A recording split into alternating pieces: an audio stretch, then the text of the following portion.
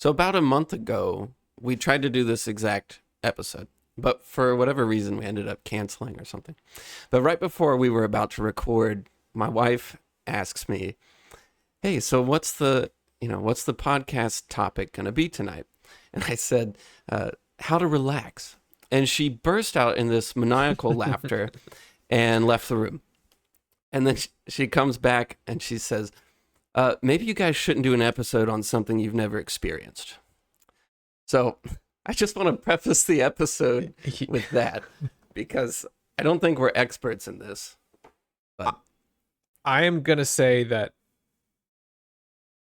I'm excited to talk about this, and I'm hoping to come away with some new ideas and things I can try, because no, this is not my strength at all.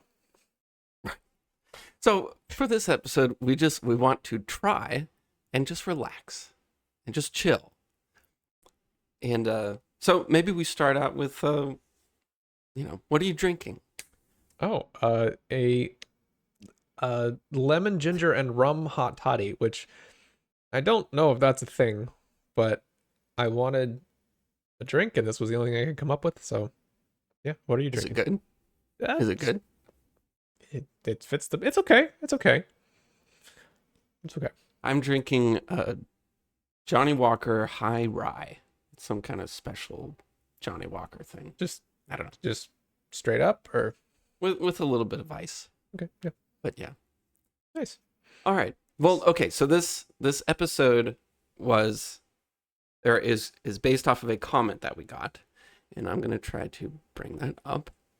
All right. So this is from Emily. On the topic of relaxing, I think a podcast episode on what you both find relaxing would be helpful.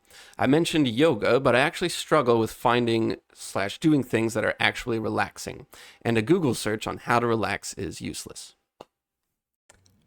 Okay, so I've genuinely been thinking about this for months now, or however long it's been. My initial reaction was like, that would be a lame podcast, right? You would just say, just take a walk, just, read a book, deep breathing, all the relaxed stuff. But then I really started thinking about it, and I'm thinking, no, it's actually it's not obvious what you need to do to relax. And that should be very self-evident for me, because I tend to not be the most relaxed person you've ever met. And I thought about my experience around that time a couple months ago, where I had taken a week off. I think I even mentioned this on the podcast, but I had taken a week off, and I'm thinking, I need to relax this week. I feel so neurotic and high strung. I'm struggling. I need to chill. I need to figure out what that means for me. And that's what I'm going to do this week.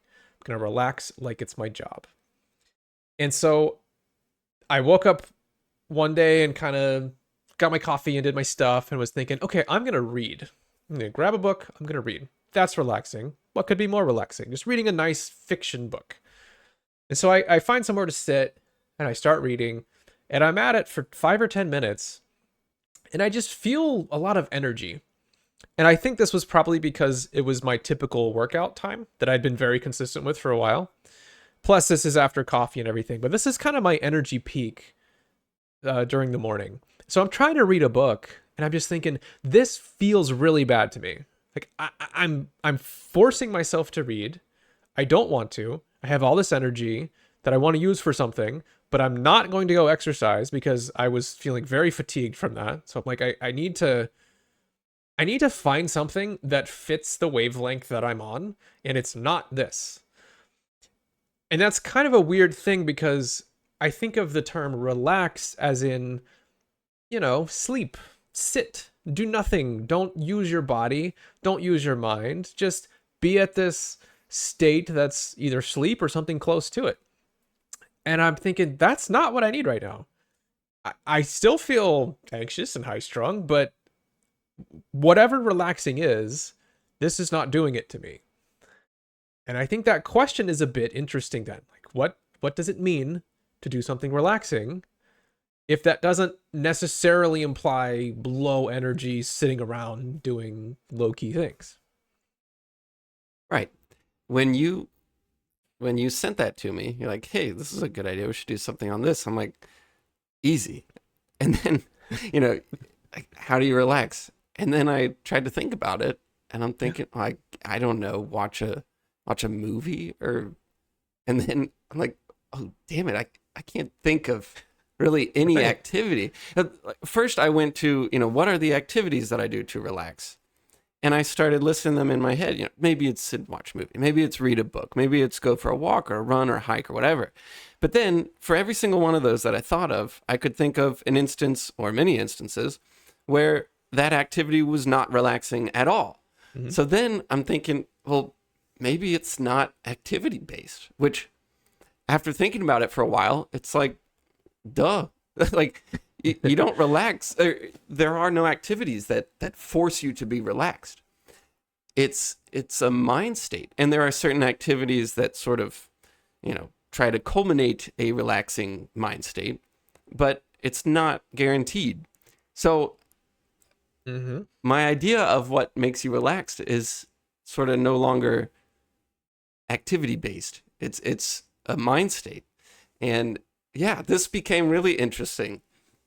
Um, when Yeah. at first I thought it'd be really easy to figure out, but Well, and that was my exact epiphany moment, was trying to do an activity that was quote unquote relaxing and realizing this is not relaxing me at all. So any ideas? yeah, okay. Well, a bunch of them, and all right. So in the past, the reason why my wife cracked up at me is because Yeah, yeah. in the past we've gone on vacations, and they're always kind of, I mean, we have fun, but they're also always kind of awful. And the blame is on me because I just can't seem to relax. There was this one vacation we went on where we booked a cabin like in North Carolina or something, and I was so excited for it. And I'm thinking, oh my God, I'm going to do all the things that I never get to do. I'm going to bring all my paint stuff. I'm going to bring my sketchbooks. I'm going to bring all these books that I'm going to read. And I'm just going to bring all this stuff that I've been wanting to do. And the cabin, we thought, was sort of like completely isolated, which is what I wanted. I didn't want anybody else around. I just wanted like this isolated plot of land where I could go do paintings and chill and, you know, just the outdoors. And we get there, and the cabin is surrounded by other cabins, which was not clear by the pictures online. And so I had all of these expectations of how it was going to go, and I was so excited for that. And then we get there, and nothing is as I expected. Tons of cabins everywhere. There's people, not everywhere, but they're sort of surrounding the cabin. And so I tried to do a painting, but there's just people everywhere, and I don't know. I just chickened out and whatever. And so I just started screwing up all of these plans that I had, and then I'm just kind of stressing about it, and then I'm upset that I'm not doing all the things I wanted to do, whatever. So I pouted the whole vacation or whatever. And I think that's kind of just how I've treated previous vacations, or any time that I'm supposed to relax. I have these expectations of what I want out of it, and then I get in the moment, and then it doesn't happen, and then I'm just sort of stressed about that. So I went to Portland recently to visit you and Sam, and we went there, and I was thinking about this topic the whole time. And I really, like, my one goal for the vacation was just to relax. And I think there were multiple factors that played into it, but I can confidently say, and my wife would back me up on this, that I was in fact relaxed almost the whole vacation. There's a couple moments, and one you pointed out, or you yelled at me for, because I kept checking my phone for something. But for the most part, I was relaxed like the whole vacation. And I think what happened was that I didn't have these expectations. I was just there to relax and to have fun, and I didn't really have this structure in my head that I wanted to stick to, or anything I was looking to do. I was just there to kind of have fun, and I did, and it was great. And so the word that I keep coming back to with trying to relax is expectations, because it seems that whenever I'm expecting something and either I can't get to it or it's not available or whatever, I start feeling that stress.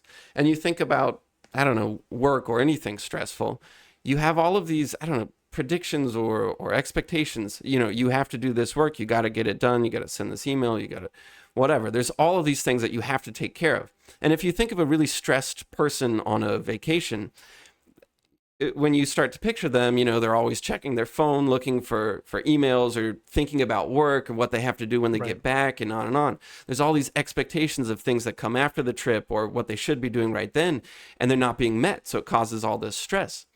And if you imagine the most relaxed person on a vacation, they're just sort of there. Like they're just in the moment, relaxing, just there. And they've pushed aside all of those other expectations. So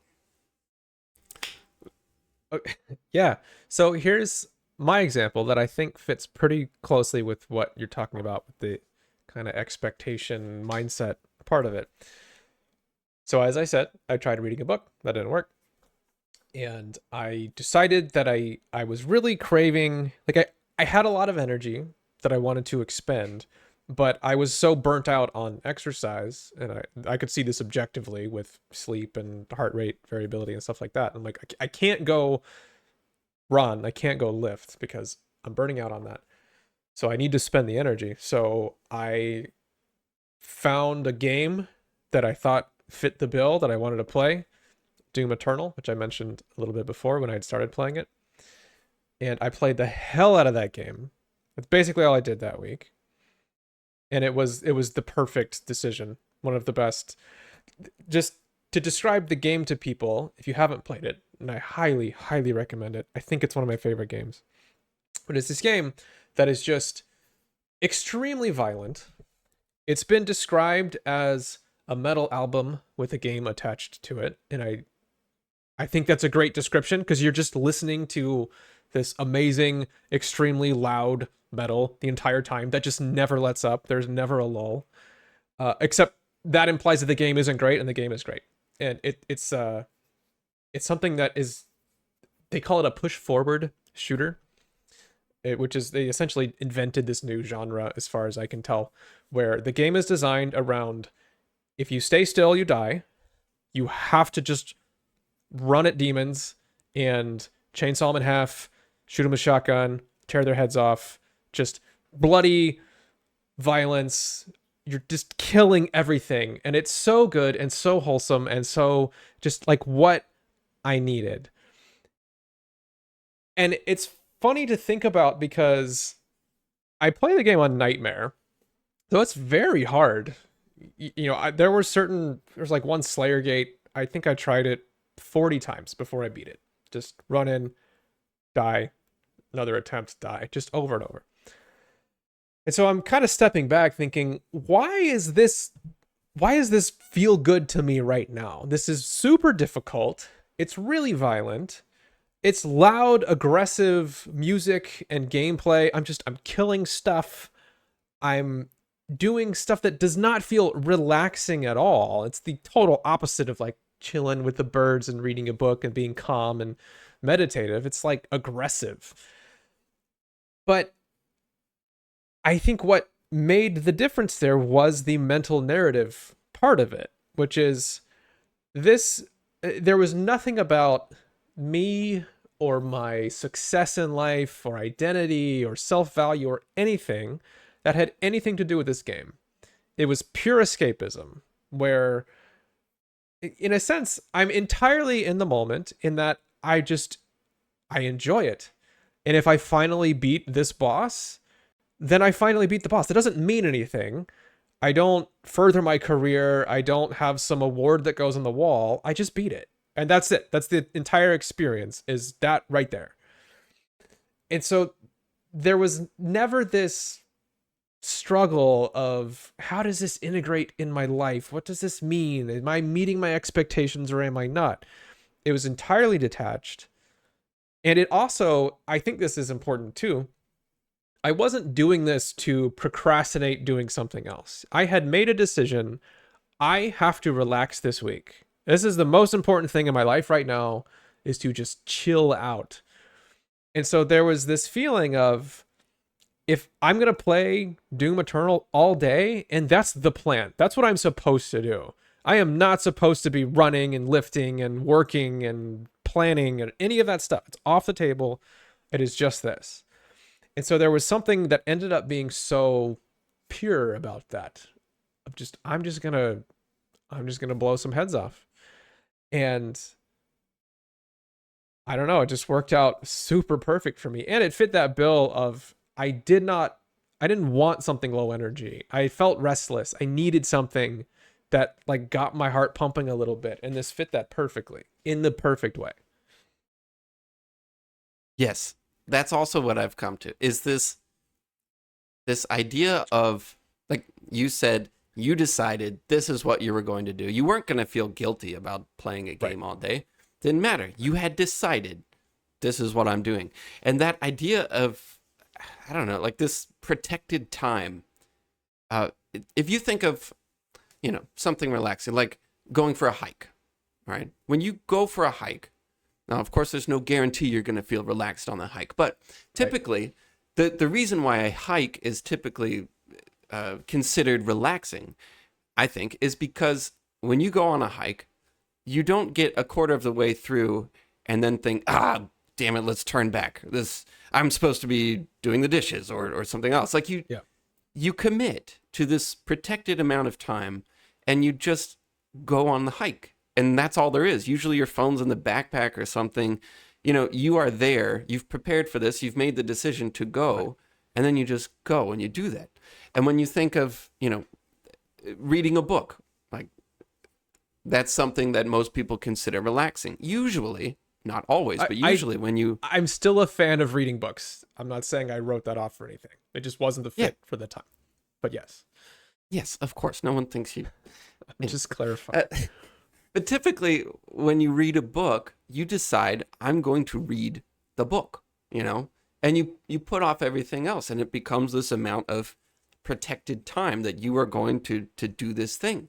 But if you think about being stressed about reading a book, so imagine someone reading a book and not relaxing, they're doing exactly what you did, which is you're thinking of other things, or you don't feel committed to it. You feel like you need to be doing these other things. You have these other expectations in your brain that you need to take care of. And so I think that's the key that's one of the keys. There's a lot of keys, but one of them is committing to actually relaxing. And what I should have done on previous vacations is commit to the fact that, or not have all of these giant plans. I should just go, and if I happen to be able to do a painting, then that's wonderful. If not, oh well. I have zero expectations. That's what I should have been thinking previously. And so, okay, you said you were so gung-ho about this week off, and you were loving this game and having just a wonderful time, just relaxing. So I decided to do the same thing, but I put mine right after the Portland trip. And I put my relaxed time right after a vacation. So not after an intense workout routine or whatever. So I don't know if I lose points for that, but I figured, okay, when I get back from vacation, it's going to be tough to get into things again. And, we've been through this before. So I was like, I don't want to deal with any of that. So I'm going to take another week off, in my mind. I'm still going to work and everything, but I'm just going to relax. I'm not going to worry about paintings or whatever. I'm just going to chill.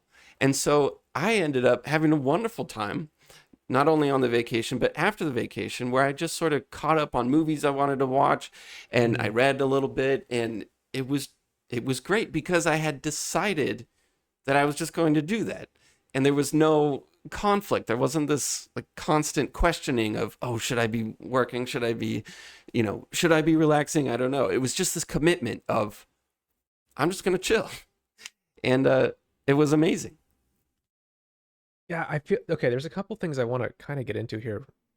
The first one, and I agree with you. I think this is a really key part of it, is the trying to get your executive function decision making part of your brain to align with what you're doing and how you're feeling.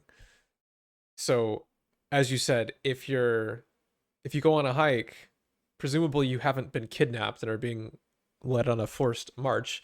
You know that you're headed out for a 6-hour hike. You know that you can't grab your laptop in the middle of that and try to get something done. You know you can't respond to emails. Either your phone's in a bag or it probably doesn't have service, whatever, right? That's part of the deal. And that's not the only thing, but part of what makes that work so well is that you just kind of settle into, hey, for the next 6 hours, this is what I'm going to be doing. Uh, Whereas compare that to the Dark Playground experience, which I really think is one of the worst things that we tend to do. The Dark Playground is a callback to something that Tim, what is his name from Wait But Why? Name's Tim. Yeah, Tim from Wait But Why. I need to cover up my memory holes more confidently so people don't realize I forget them. Tim from Wait But Why. Tim Urban, that's his name. He described this as a tendency of a procrastinator where you wind up spending a day kind of working, but then you kind of get distracted. So you're kind of goofing around. But while you're doing something, playing a game, browsing the internet, you're like, I'm really supposed to be working. And you get back to working, but then you don't last for very long before you kind of switch back. So you're just constantly drifting between these two things of work, play, but you're never really doing one at the right time. You get to the end of the day, it's 5 o'clock, and you're thinking, well, I really didn't finish my work. So I'm going to continue to kind of work, but then kind of goof around. And it just winds up this blurry, gross mess where there's never a fine line between I'm working, I'm relaxing. And I really think that's a terrible thing. I have a big tendency to do that. And I've really been working on that a lot. I mean, in the past year or so at least, but especially in the past couple months. Because I think it really violates that principle of you're relaxing, you're doing something quote unquote fun, but it's at the wrong time and you feel guilty. And so your mind is not really able to settle into that experience and enjoy it and feel good about it in the way I felt great about playing Doom Eternal for 50 hours, where you feel good about going on a hike because you're not really supposed to be there. And so you can't really feel good about it. It ends up being an escapism thing more so than something you're actually doing to relax. And I also find that a lot of the stuff that I get an impulse for, I'm trying to be focused at work, but I'm thinking, oh, I gotta go check this out. I really need to learn about this thing right now, or I really need to get down into whatever rabbit hole suddenly feels super important. Be in the habit of just writing that stuff down on the distraction sheet and setting it aside, and then coming back to it when I actually do have time. Either I'm taking a half-hour break or the workday is over. And most of the time, 80 to 90% of that stuff seems totally stupid at that point. Thinking, I'm off of work. I don't want to do that. I don't need to go shopping on Amazon for some stupid thing that didn't actually matter. And you start to realize that a lot of that stuff is just escapism. It's not actually things you wanted to do. And that kind of implies that it's not really that relaxing either. At the end of the day, when I'm free, and I actually genuinely have hours that I can do whatever I want with, I might think, man, I actually really want to get out and do a bike ride. Or I really want to fire up a game and play it for the next hour or two. Or I want to read a book, or I want to do something. But the things that I actually really want to do that I know are going to be rewarding are generally not the same thing that I felt the urge to do during that kind of dark playground workday kind of thing. So this is a little bit of a tangent, I guess, but I think I want to point out that I find there to be a huge difference between lining your brain up to where you are doing the thing that you need to do, that feels good, that you have the time for, it's the right thing to do, and you're able to settle into it, versus doing stuff that on the surface appears to be relaxing, but kind of isn't. Like I can grab a book and read in the middle of the workday when I'm supposed to be working. That doesn't actually feel very good because I know I'm not really supposed to. I know I'm just pushing my workday later. I'm going to wind up in that sort of dark playground thing. But when I'm off and I'm done and I want to relax, that's a perfect time to read a book. And the outcome is so different in the way that my mind experiences that and integrates that into the way I'm feeling. So, why do you think we need to relax? Like, I mean, we all like It's a to good relax question. or talk about like we need to, but Yeah. what does it actually do? You think? Well, here's a couple of thoughts there, and that actually is a good question. So, number one, and this doesn't always apply, but I think it often does. Uh, you physically need to relax, and this is something I experienced with this kind of week of saying I've got to chill.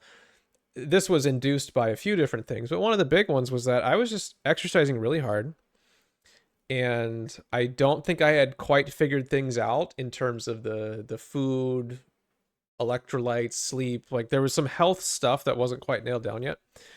And I just felt like I was physically burning out, where I felt a lot of I don't want to call it anxiety. I'm not exactly sure what the right word is, but it like my mind wasn't necessarily stressed. I'm not obsessively thinking about something, but physically I just feel like my heart rate is elevated. I As soon as I get up and walk around, I just feel like I'm getting tired, or just my body did not feel good. And that may not be super common because most people don't exercise, even though it's probably the most important thing we can do. Uh, but we get sleep deprived quite a lot. We're not necessarily eating along healthy eating patterns. We all get it, like modern life and modern habits. But first and foremost, if you have a sleep debt, then that just degrades your performance and it raises your physiological stress levels and everything. So like number one part of stress is trying to relieve just the actual physical stressors and exhaustion.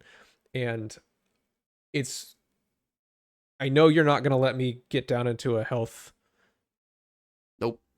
right. But your body is really good at functioning under suboptimal conditions.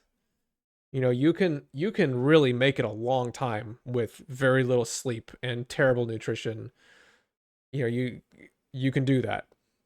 It doesn't mean that's great for you, and that does cause a lot of stress, like physical stress that affects you whether you realize it or not. So I think sometimes for a lot of people, just a vacation, a week vacation, that can just mean sleeping in, actually getting sleep, and eating square meals, and just not being under that physical stress. And from my experience, it almost doesn't, if you don't have the physical part right, I think it almost doesn't matter how much you do deep breathing and you go on long walks and hikes and whatnot. If you're just sleep deprived and worn down physically, that just really gets you. So that would be part of my answer is number one, you've got to get the physical stuff lined up. And again, I know you're not going to let me talk about this, but for me, I hinted at this before, but one of the things I've really found has made a huge difference for me has been trying to get my electrolytes figured out. I talked about sodium and how I discovered I'm an extremely salty sweater and I lose a lot of sodium sweating. And then I'm on keto and that causes additional sodium loss. But then I've also started paying a lot of attention to potassium. There's conflicting things on how much you need and blah, blah, blah. But at least for me, I upped my sodium quite a bit, especially on days that I'm sweating a lot. And then I also upped my potassium quite a bit. And the difference that that has made has been really dramatic for me. Again, there's all kinds of reasons why you might be experiencing physical stress, but it's been very not just noticeable to myself in the way I feel, but objectively something I can measure in terms of heart rate and things like that. So that just turned out to really make a huge difference in terms of my relaxation levels. And I just want to say we are physical human beings and we live in bodies that have all kinds of quirks and science doesn't have it all figured out, and it's worth really paying attention to your body and trying to get that part of it figured out. Like, hey, what helps me sleep really well? What makes me recover? What doesn't? You know, is eating late can affect somebody really poorly, or their sleep is really trashed, and some people maybe not, and stuff like that. I think you can't escape needing to pay attention to that kind of thing. Is that okay? Can we leave that in? Is that too? Yeah, it's fine. All right. Um, I just, well, yes, that was fine. So you're saying on a physical level, I mean, physical, mental is so tied together, so it's kind of hard to separate them Yes. a lot of the time. But on a physical level, sometimes you just need to sleep and chill and get back to a normal state. You need to give your body, like, if you need to give your body what it needs, and that's like, I think, rule number one in terms of relaxing is that if your body has been suffering in some way, fixing that, even temporarily, can be a huge relief just in terms of calming everything back down. But that's just number one, is the physical stuff. Okay. Well, I totally agree and have experienced that recently when I decided to take sort of that week off, mentally take off. I also just tried to sleep in when I could, or, get a good amount of sleep. God, it makes such a big difference.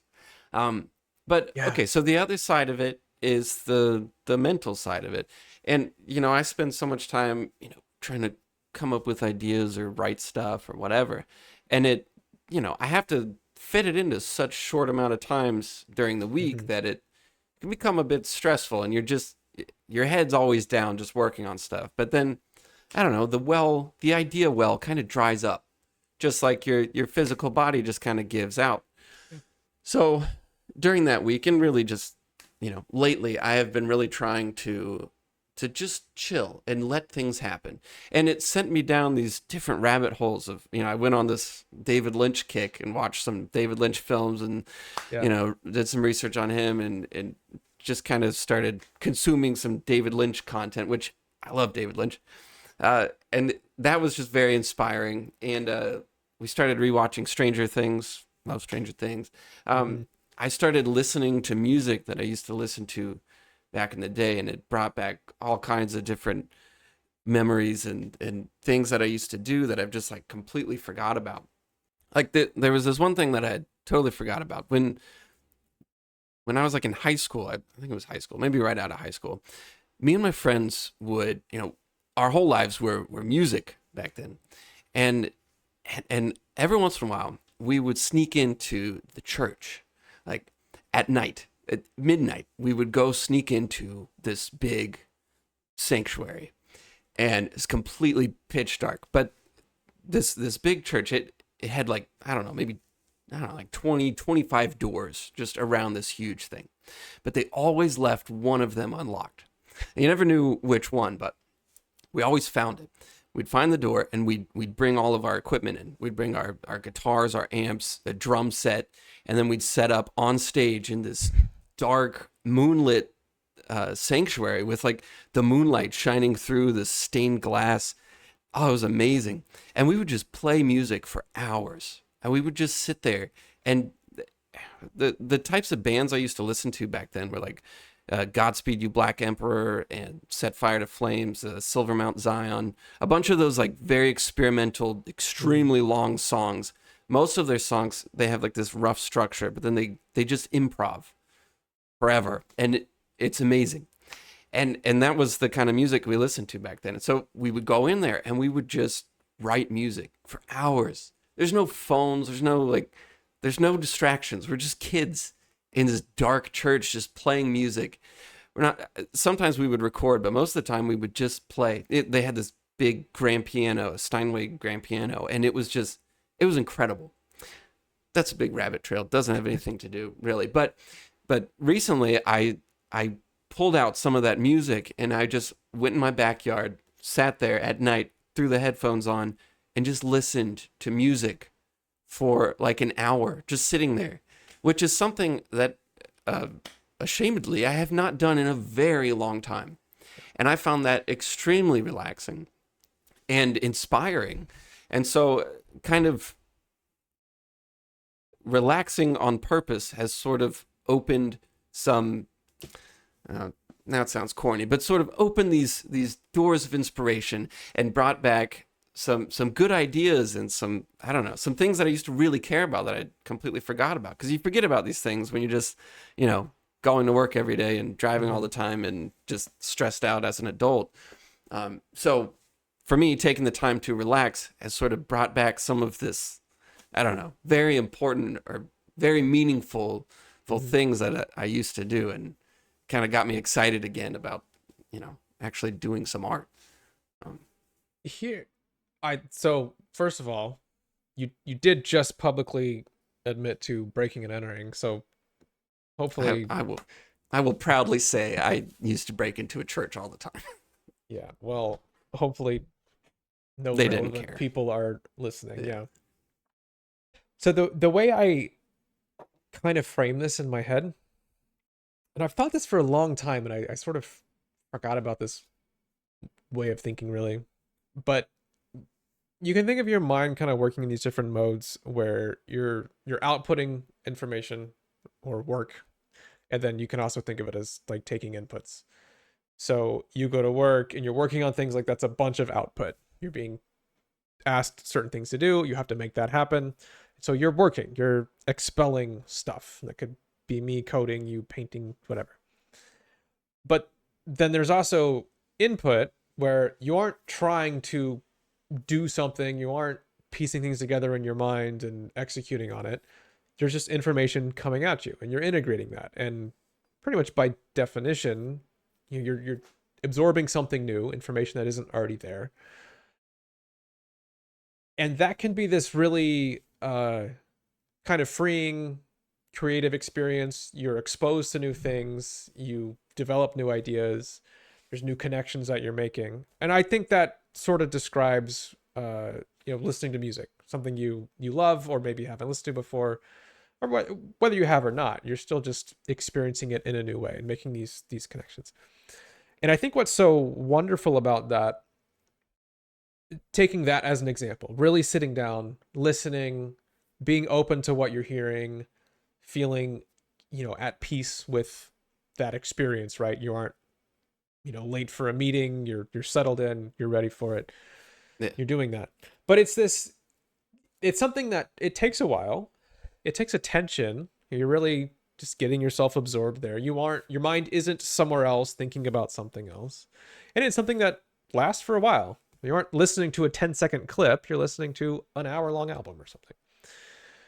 So to me, that's a wonderful, ideal way of taking in something new, like putting your brain in that mode of, I'm absorbing new things. I'm not writing music, I'm not doing that part, not that side of the equation, I'm taking it in.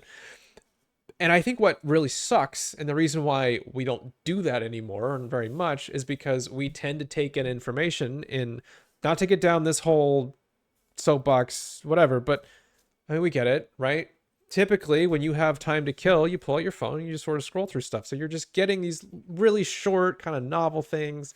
It never puts your brain in that place. It's pretty rare that I scroll through some social feeds and go, oh my God, this is incredible. I can't wait to try this, or I got to think more about this.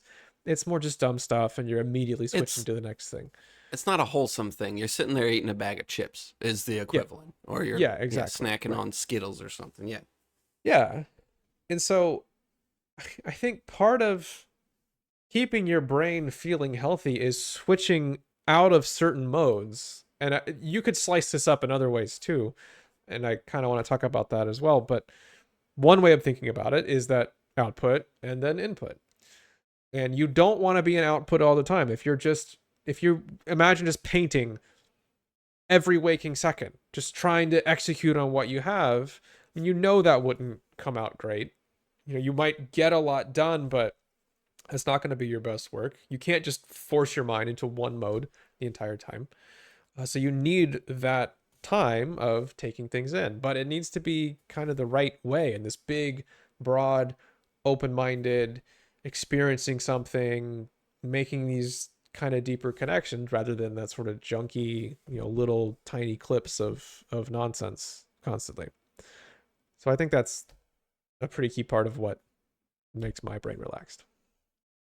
I've been trying aggressively to get rid of that exact thing. I'm trying not to eat that metaphorical bag of chips. I'm trying to get rid of all that stuff, deleted like everything off. Well, I've ordered a light phone. A Do you light want to talk phone about that for 2. a second?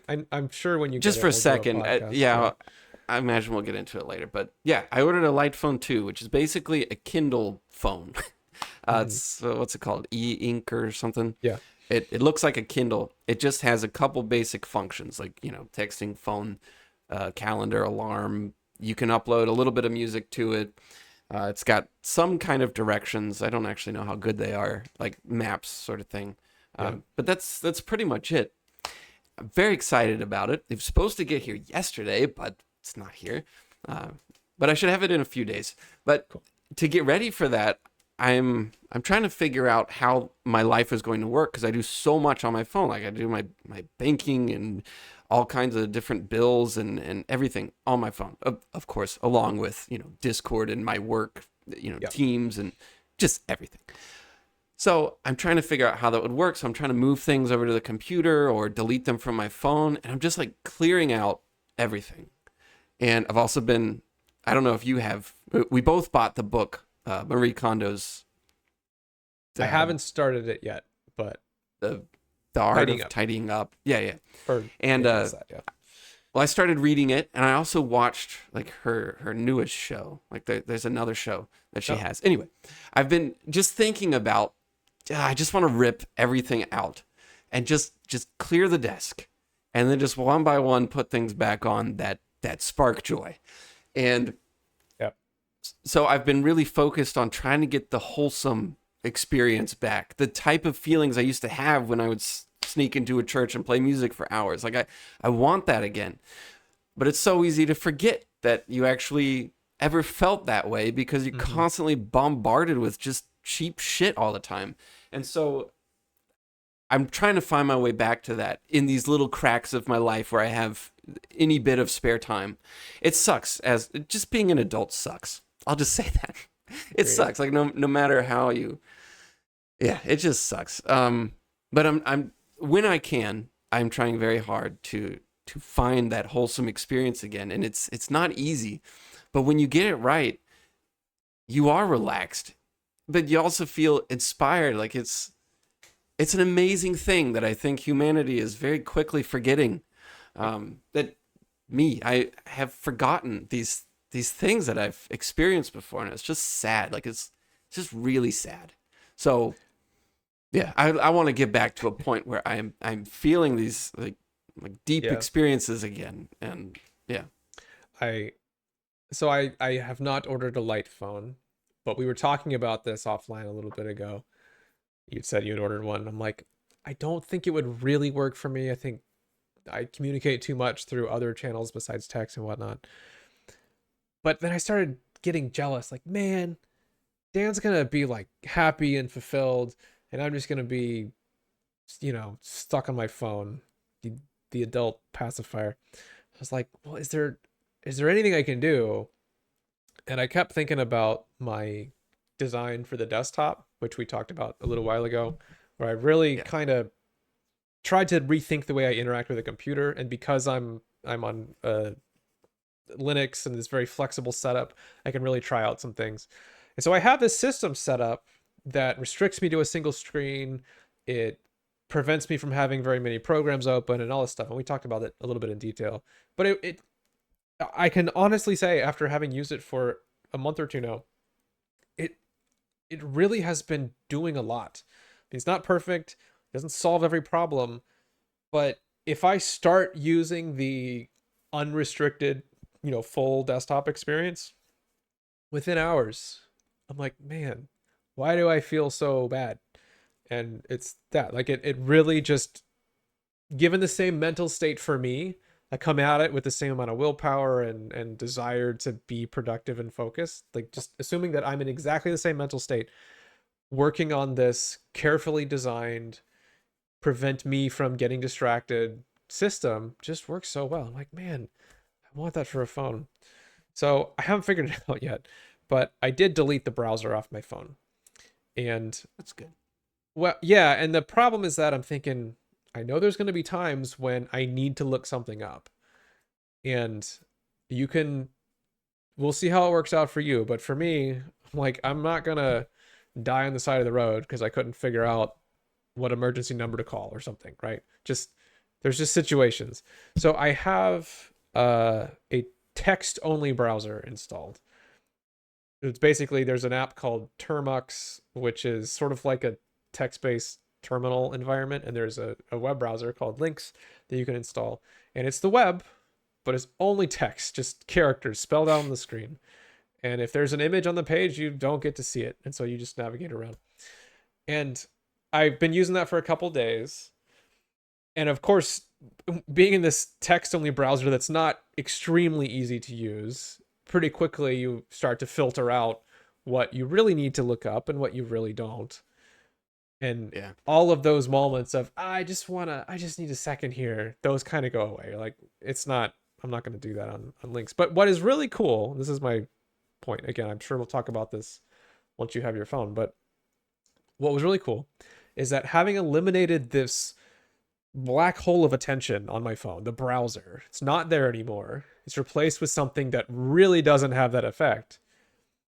I have my phone out and I'm thinking, what else is on here? Like, what else can I do with this besides just get sucked into internet stuff? So I'm looking around like, I have Coursera. That's cool. You know, what courses are on Coursera? What's in the app? And so I'm browsing around and I pick out some stuff. I'm like, hey, let's do some stuff. Let's, learn about some things. And just different things. I'm like playing around with the terminal app. Like, what else can we do here? And I can SSH into my computer at home and try some stuff. And just like little things, nothing crazy. But I'm starting to explore and kind of find things that have that sort of more wholesome feeling to it of like, hey, this is cool. This is something I could play with and maybe learn something from, and set up some new little system here for doing something fun. It's just a totally different feeling. And I know we've been beating this drum virtually every episode, but it feels like the biggest problem is being able to feel good and relax. A lot of it does come down to that mental alignment. And when you have something that's so easy to use, so friction free, that leads you to so many distracting things, like, it just sucks everything else out of the room, and that's all that's left, and you just always gravitate towards that, and it prevents you from doing those things that actually end up feeling really good. I think it's a drum worth beating really hard over and over again. But I have basically given up on the willpower aspect. I mean, we did the phone thing where you leave it plugged in for a week or whatever, and that showed me how much of a difference it can make. Yeah. But then you just go right back to using it all the time, and then you're stuck. But basically, when you're constantly doing things like that, you can't relax. Yeah. It's like when you're left up to your own devices, you don't actually really relax. Well, that may not be true, but okay. I had another question. Okay. Do you think relaxing can be bad?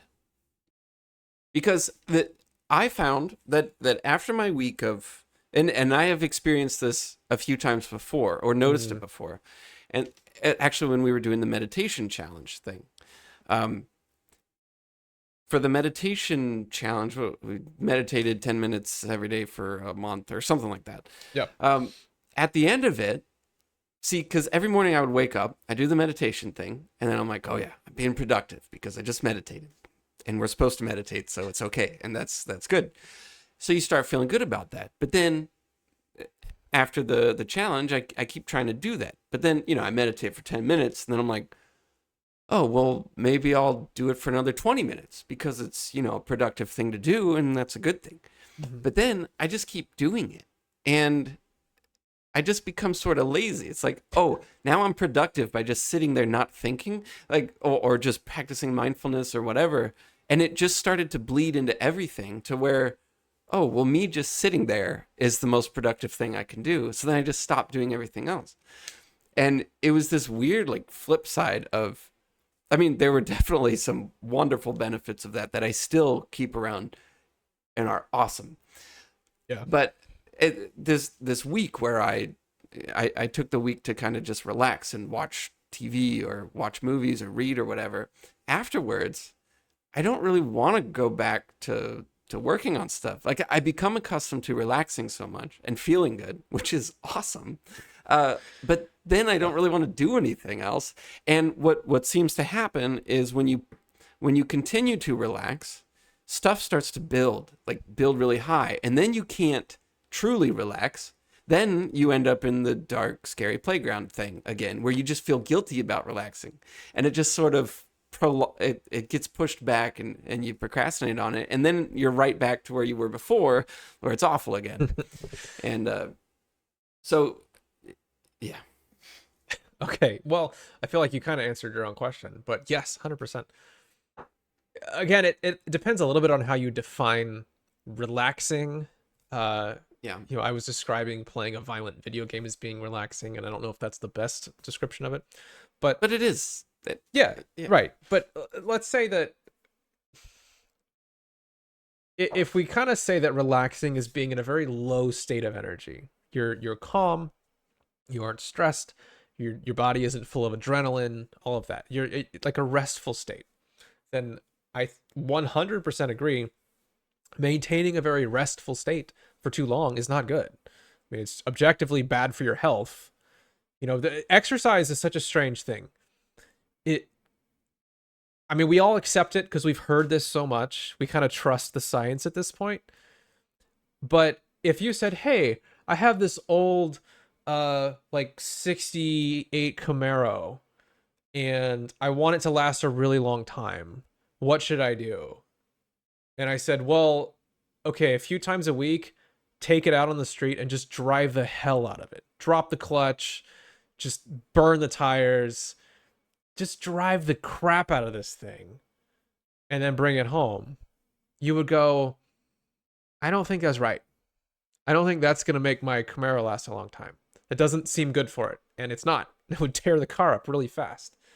And if you look at exercise, going out and doing a long run or lifting really hard, it feels exactly like that. Even if you measure things, you look at somebody's blood pressure when they're doing a heavy deadlift, it can go to like 300 or 400. It's super high. You're like, holy crap, that's terrible. That's like a heart attack right there. Your blood pressure is super high. Your heart rate is ramped way up. You have all these stress hormones. Even just physically, you take somebody who just did a really hard workout and they're super tired and they're weak and they're everything you would expect to see in somebody who's super stressed out. And they are. Like, you just took somebody's body and stressed the crap out of it. But the thing is that humans don't respond the same way that a car does. A car doesn't respond or doesn't have some hormetic effect where riding it hard doesn't cause it to recover and compensate and adapt to that. But a human will. So you stress them out. There's an adaptation process where their body kind of repairs itself, builds back, puts itself into a better position for the next time this thing happens. So it gets a little bit stronger, it gets a little bit better, able to recover. Your nervous system is more in tune with what needs to be done when you're doing this heavy lifting or running or whatever.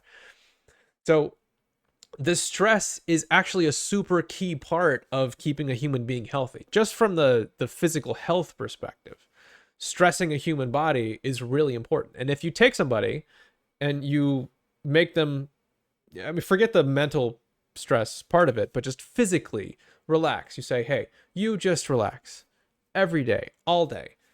That's a sedentary person. That's somebody who just doesn't really do anything. And we have tons of examples of that. We can observe that. Very bad for you.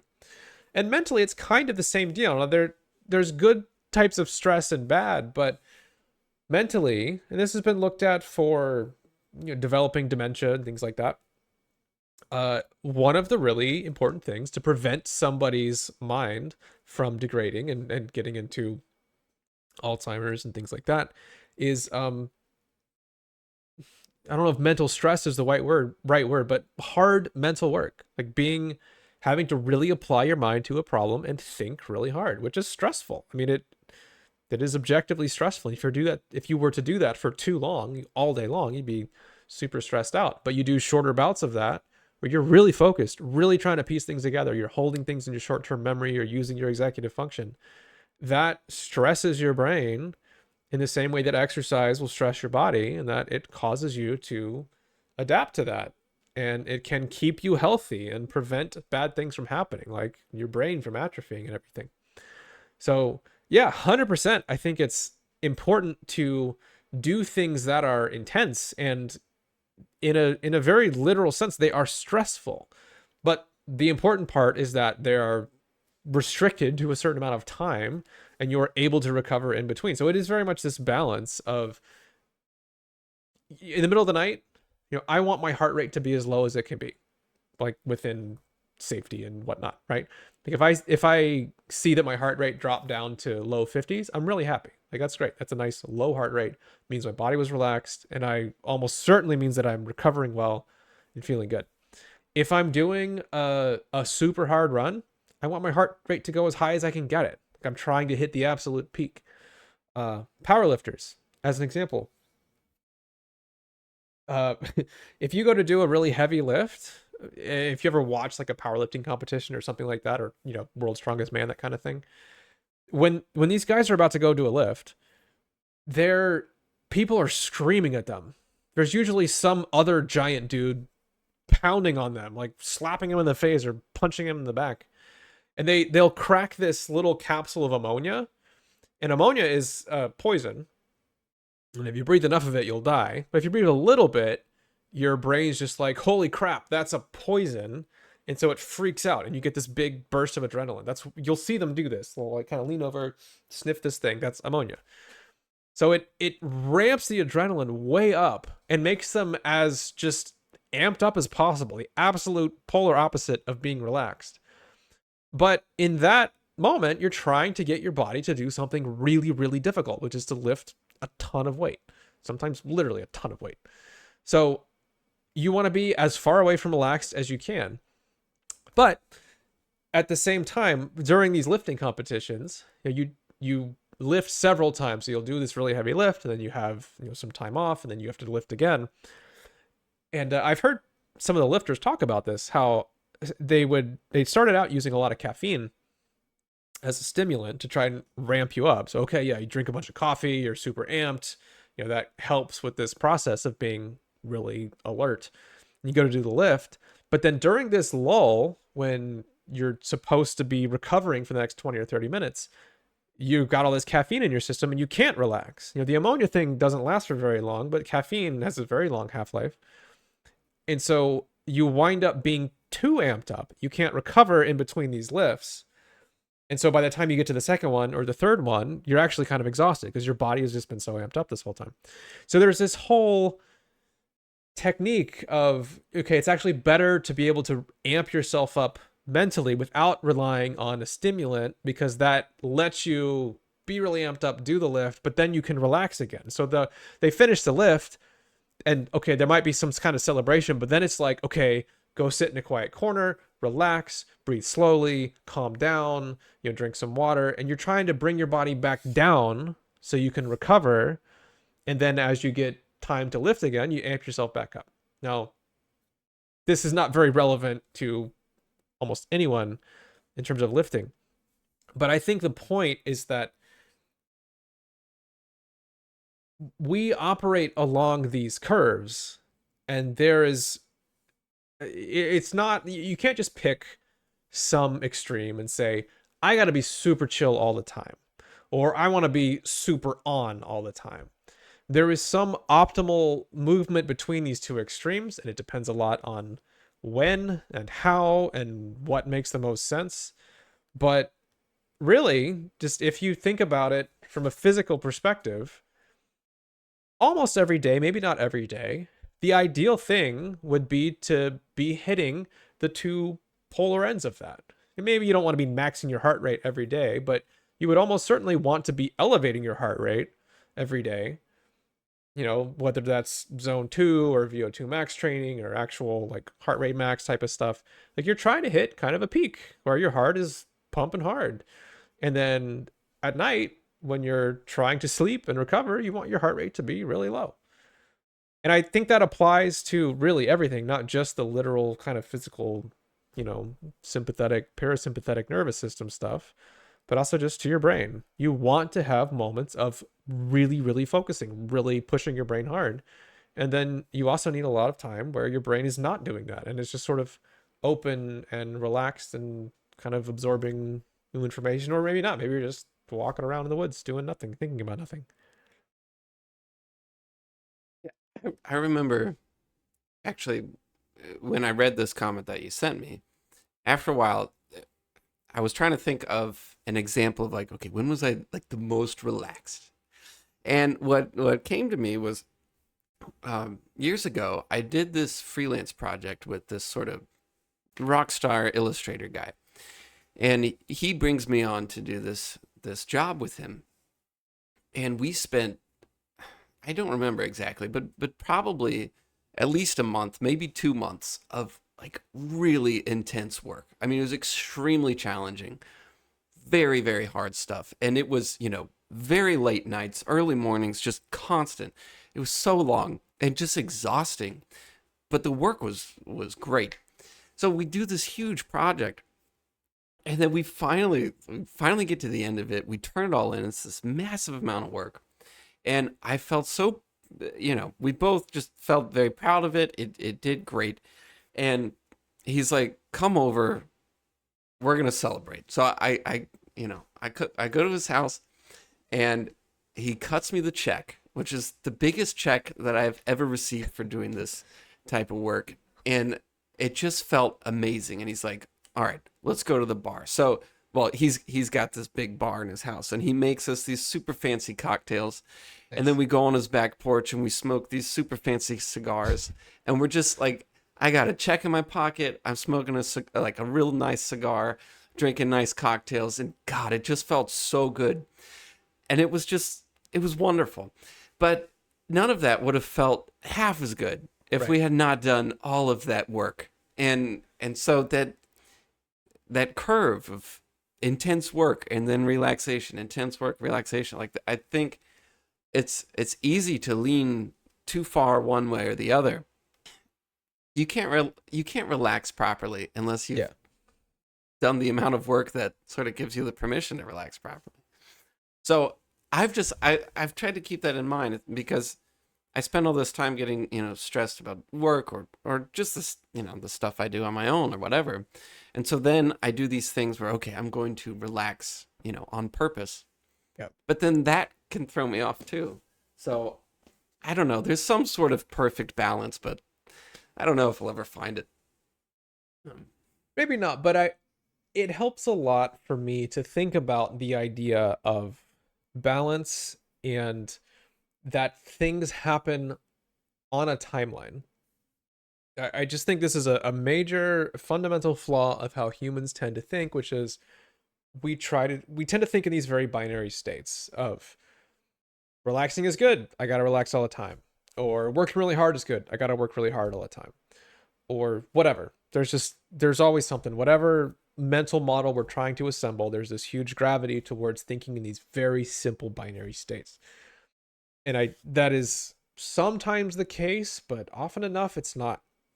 And things, as we said, that at some points you want to be up here, and other points you want to be down here.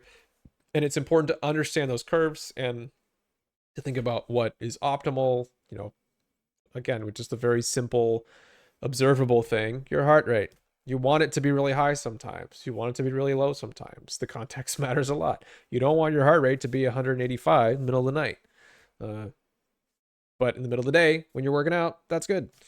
okay, so Emily's question was, what activities do we do to relax? And then we just spent the whole episode talking about how it wasn't the activity, is sort of the Yeah. mind state of it or whatever. But what activities do you like? You know, uh, what do you do to relax? Well, so hopefully we've contextualized that properly because I think it really does matter what state I'm Yeah, in. Uh, even though I was just talking about how I got burnt out and everything, doing physical exercise to me is extremely relaxing not in the acute sense. And they're actually, I have to be a little bit careful about this because I've gone too hard and I don't have trouble sleeping and stuff like that, right? But in general, the other day, this week, I did one of the best sets of deadlifts in my life. I went into it feeling really good. Tell And us I the went, weight. I know you want to say it, so I'll just ask. well, now I really don't. Let's hear it. Okay. All right. There's no way to feel good about it, I guess. Um, I did 405 for a set of 10. Wow. Thanks. Gonna ignore the sarcasm. And I It weighed wasn't sarcastic. and I weighed like 163 that day when I woke up. So I'm very, very proud and happy about hitting 10 reps at 405 at that body weight. So anyway, thanks for making it weird. I did that. And it was like one of the hardest sets I've ever done. I mean, it was ridiculous. And I went, that 10th rep was an absolute grinder. But I walk away from that. One, I'm like, I'm not doing anything for the next 2 days because I don't need to, because that was stupid hard. And I'm going to feel amazing about that. And then there's also just this mental part of it of like, holy crap, I just hit a massive PR for myself. So, that worry of getting old, can I still do it? Hell yeah, I can. And it just felt so good. And then even just, so there's the mental part, right? It's kind of hard to separate out the way I'm thinking about it and feeling with the physical part. But even just the physical part, it's not just when I hit a really good set, it's also just across the board. Even though it is really hard and really stressful, physically, I just wind up feeling so much better. And I don't really understand the way the hormones work and your body's response and whatnot, but it really seems like for me, lifting in particular, more so than running, I'm not sure why, but doing heavy lifts just does something to me where I wind up feeling so much better. Don't exactly know why or what the science is behind it, but it winds up really relaxing me where I just feel really good about it. So that's, again, it's kind of counterintuitive because lifting super hard is not a relaxing thing. It's ramping your body way the hell up there. I'm blasting metal. I'm just trying to get myself as hyped up as I can for what I know is going to be a hard set. But, that winds up it feels like it causes this compensatory thing where it's like I go way up here and then I go way down here where I just feel really, really good. So that's one thing for me that helps relax me. Your turn. Yeah, also lifting 100 or 405 pounds. It relaxes me too. Cool. Yeah, that's awesome. Yeah. Yeah, that's a great question. I should have thought of an answer before I asked. You asked the question. I figured you had something lined up. I mean, I got more, I guess, if you want. Surely you have something.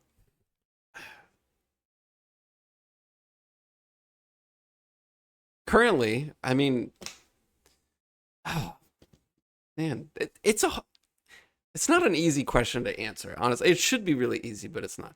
But currently, it's just been watching one episode of Stranger Things when I get home from work. Like yesterday, or it would have been 2 days ago on Friday. I get done with being stuck in traffic, driving for an hour and a half or whatever. I get home. Heather's got dinner cooked. We grab dinner. We sit down, and it's just, you start the show, and it's just like, God, this is nice. I can just sit here for an hour, and I don't have to feel guilty about anything. Like, work is over with. It's Friday. I don't have to worry about that for 2 days. Like, it's just, that was really great. So watching TV has become something that is relaxing. I don't like binge watch TV, but that's been really nice. I would love to say reading, but I haven't been reading much recently other than Marie Kondo. Yesterday, I had a very relaxing, wonderful, very productive day of painting. It was awesome. And then today I had a really sort of stressful, unproductive day with painting, which I At think just work, kind or of is goes. this personal? No, this is at home. This is over the weekend. Yeah. And it just kind of goes back to this idea of that it's not the activity, because I had Hmm. 2 days where once it was really relaxing and wonderful, and the next day it was not. Um, so I would say painting because it can be really relaxing, but it's not always. I But I think that's also, sorry. Go ahead. go ahead. Okay, I'll go ahead. Uh, Also recently, just listening to music, exploring some of the music that I have not listened to in a long time. That has been very relaxing and really nice to get back into. Go ahead. What I wanted to say with the painting thing is that I think that is a good example of why I really think it's so important to create this kind of uh like boundary case in your head when you go to do something like the painting, having this feeling of I want to try this today, I want to sit down, I want to try to paint, but if after 10 minutes it doesn't feel right, I can bail and it's fine. You cannot predict exactly the way things are going to feel that day. I do this with lifting, right? I hit this big set going into it thinking I might only do 3 or 4 reps. I don't know. I'm gonna ramp myself up to it, but if it just doesn't really feel right, then that's it. Like that's all I really need to do, and I have fulfilled my quota of today. And something about that creates this space for yourself where it feels like you can go do that every day. If I went into that saying there's no way I'm walking out of here without hitting 10, and I just put that pressure on myself, even if I did it, the next time I go to lift, it's like, I don't know, that was super hard.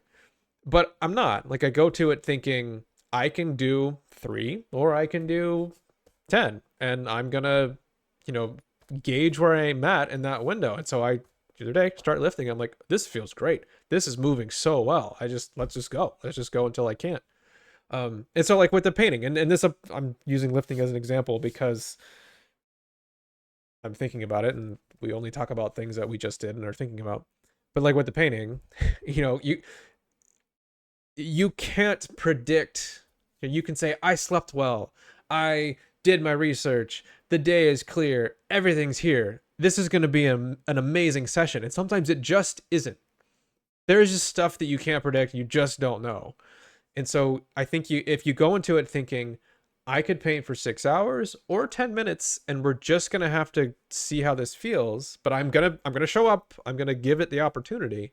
That's very freeing, and that can really keep you from getting stuck into grind mode where you paint all day long and feel like nothing good happened, and then that makes you not want to go back to it.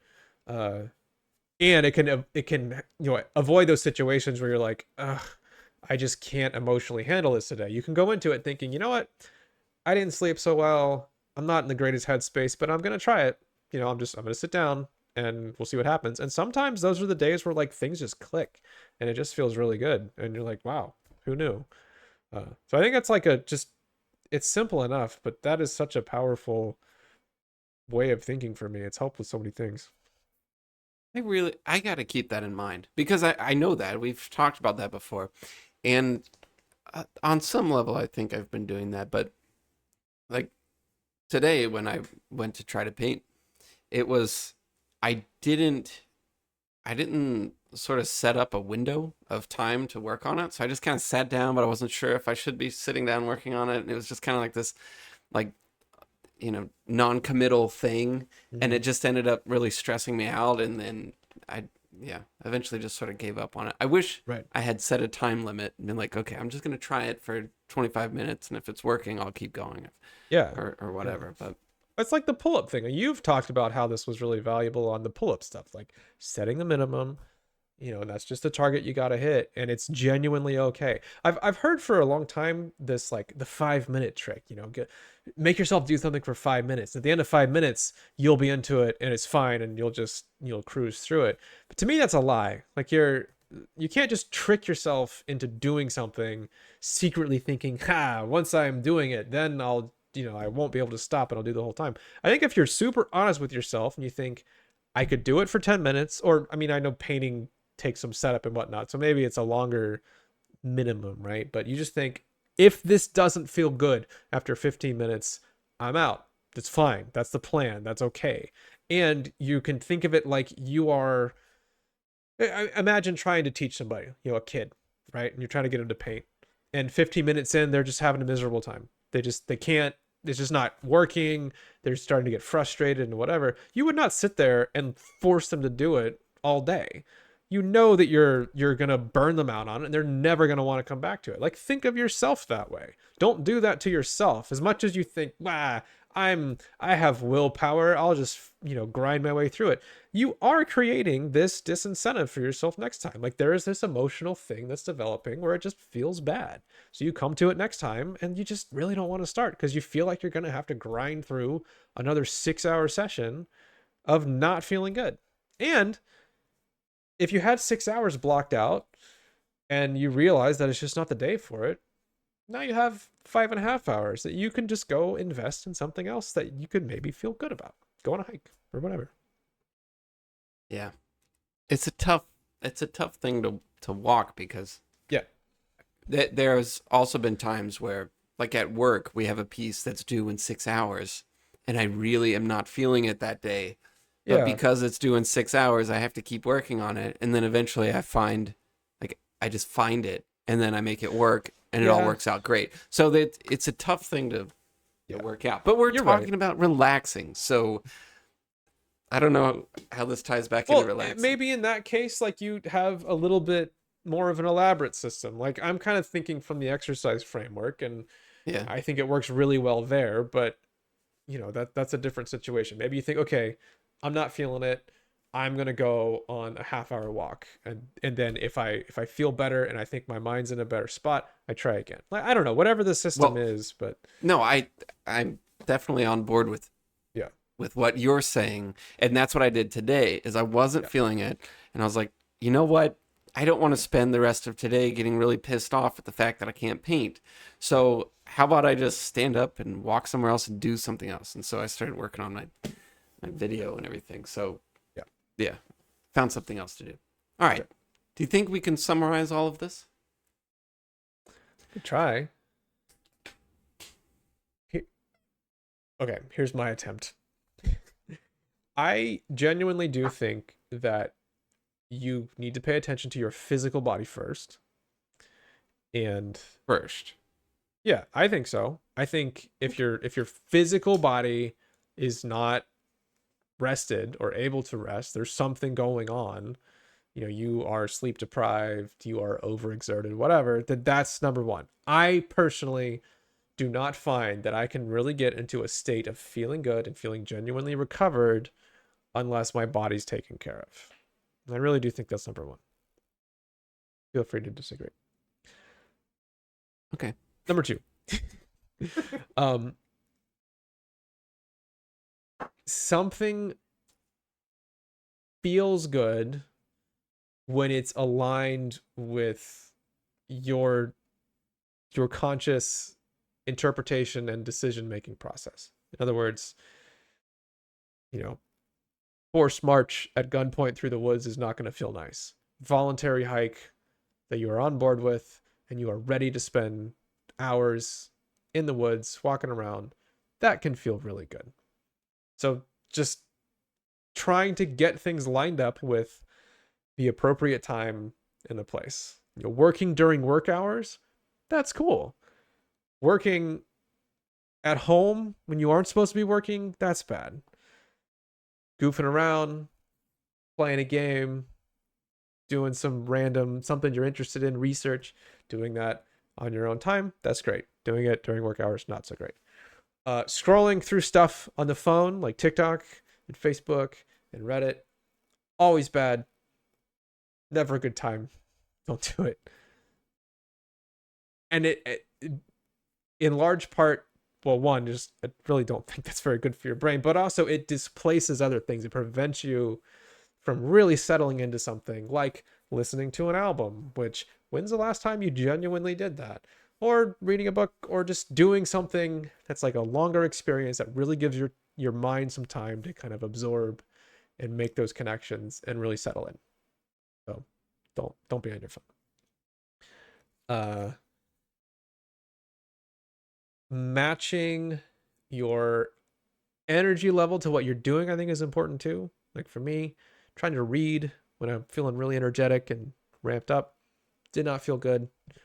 But then at the same time, when it's evening time and I can feel myself kind of settling down, reading is awesome.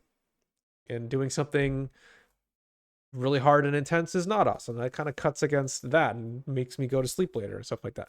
So kind of matching that stuff, I think, is important.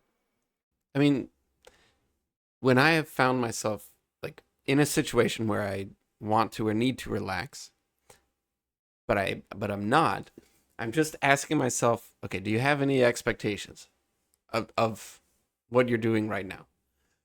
And if I'm stressed, it usually, or it always turns out that I have some sort of thing, some sort of projection of what I should be doing that I'm not doing.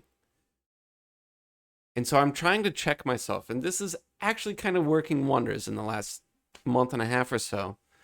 Just off of this one comment and thinking about this, is that so when I see that start to happen, I just try to either go take care of that thing that I'm thinking about or decide like affirmatively to let it go. And like really make that clear decision of let it go. In fact, Marie Kondo talks about that when you're going to keep something, you keep it confidently. You don't just like, well, I'll kind of keep this. Maybe I'll get rid of it later. No. If you're going to keep it, you keep it and do that confidently. And like you make this clear decision of if I'm relaxing, then I'm relaxing. That means I'm not doing anything else. So if I'm on vacation, I'm not going to worry about work. Like I'm not going to think about it. I'm not going to check the stuff like that's not in my world right now. And so, even when I sit down to watch a show, I'm not going to think about anything else. Like this is it. This is the thing I'm doing. Mm-hmm. So when I find myself, in an area where I'm supposed to be relaxing, but I'm not relaxing, just ask myself, do you have any expectations of what you're supposed to be doing? And sure enough, there will be something. So that's the thing that I've kind of stumbled on. Actually, there's a study. I can't remember the details of it, but it's a really famous study. And what they looked at was essentially how happy people were, just how satisfied with that moment in their life. And then I think other variables. What they found was that across the board, does not matter the experience, doesn't matter what you're doing. The more present you are, the better you feel. If your mind is on the thing that you're doing, you feel better about it. And it just, there was nothing that changed that relationship. And I think, mindfulness meditation has a lot to offer there, just in the sense that that's basically just practicing that, really, is trying to keep your mind where you want it, is maybe a simple way of describing that. But like you said, you sit down and you watch Stranger Things. Also agree, that's a fantastic show. But if you really accept that experience of I'm going to sit and watch Stranger Things, I'm not going to try and solve problems in my mind that relate to work or taxes or something. Right. Just this is what I'm doing, and I want my mind here. I don't want to be thinking about anything else, worrying about work tomorrow. Just do that. Then, one, we all intuitively understand that is a better, more satisfying thing, but also it's like been demonstrated scientifically that you are happier when you're doing that. And so trying to, well, there's no reason to make it more complicated. Trying to be mindful all the time, having your mind on the thing that you're doing, you're going to feel better and be happier. Real quick, can we revisit what do you find relaxing specifically? Because I feel like we kind of bailed halfway through that question, and that is literally the prompt for the podcast. So, you had said painting, but sometimes, let's just to go through a couple, right? Okay. Just rattle some things off without getting too in the weeds. Okay, go ahead. Okay. Or you're saying that both of us. Me we'll get okay. For me, reading I think is wonderfully relaxing. I love playing games. Some games I don't find relaxing, like StarCraft, as much as I love it, is not relaxing at all. But story-based games, especially when they create this interesting universe, I just feel like I can get so lost in games and just really, really enjoy them. So for me, firing up like this, some really good, just single player game where I'm just focused on that world. Absolutely love that. I think that's great. As I said, exercise and like hard physical exertion counterintuitively can be really relaxing, especially when it's done in a way that like it feels good and satisfying, and I know I've really put myself into it. Uh, Getting really good sleep, I find to be really key, and just feeling better and relaxed. I think that's measurable and proven a million times over. Sleeping well. Um, they call it forest bathing or whatever. We've mentioned this before. It sounds weird and hippie. It just means walking around in the woods. Um, but I don't know. People who write I think that articles are that's like, also called hiking or yeah, hiking, walking, forest bathing is the trendy term. Hopefully, the algorithm picks that up. We mentioned this before, but there is this relationship between the way you perceive things, like your eyes, and what your brain does, and your brain follows your eyes, and vice versa. But if you're focused on something small and pointed, then that kind of draws your attention down in this like kind of intense, focused way. But if your eyes are sort of broader and you're perceiving everything without really being fixated on a single point, that causes your brain to sort of follow that, in that you are thinking in this more diffuse way of just you're more relaxed, you're connected to different parts of your brain and memories and whatnot. Then anyway, seeking out an environment that kind of causes that naturally can be very, very relaxing, especially if you've been spending a lot of time at a computer or just doing almost any type of work that we tend to do where you're really focused on one thing. Being out on the water can be the same experience, but your eyes are not drawn to a singular point. You're seeing everything. There's kind of movement around you. In the case of the forest, you're walking, so everything is moving through your periphery. It's just very, very relaxing. And I almost always, when I go do that, wind up just after a couple hours, I can feel this shift in my brain where I start thinking differently. I start feeling these, I start thinking about things I really want to do in this very positive way of like, I want to learn more. I want to read more. I want to do this stuff. I want to be more present, blah, blah, blah. Like really good thoughts and feelings start to happen. And I think walking around the woods is really amazing for that. Okay. That was like six for absolutely. me. Yeah. Give Okay, me a I couple. think I hardly heard a word you said because I was trying to think of my own. But That's fine. That's fine. okay, so one thing that I really like to do is just look through books. I mean, I have tons of books. Like I have closets filled with books, and I got an attic filled, and we just I got a lot of books, and I just love looking through them. So if I really want to, I mean, we can say relax, but it's also like this inspiration. It's just Yeah. like relaxing, fun, wholesome, like awesomeness. I'll just look through books, art books, and whatever. Just all the books that I have. They're just I love them. So I'll look through books. Uh, Number two is organizing. I really like going through my stuff in particular. I don't exactly do a bunch of housework and like, clean the whole house, but I will clean my office and just organize my office. Like I will Mm-hmm. go through old journals and sketchbooks and I don't know, all the different things that I have and just going through them. Like I will throw music on or whatever and just organize those things. And that I find that relaxing. Um, the other thing is going for a run. Not that I want to get on an exercise rant, but um, just going out into the world. It's the same as whatever you called forest.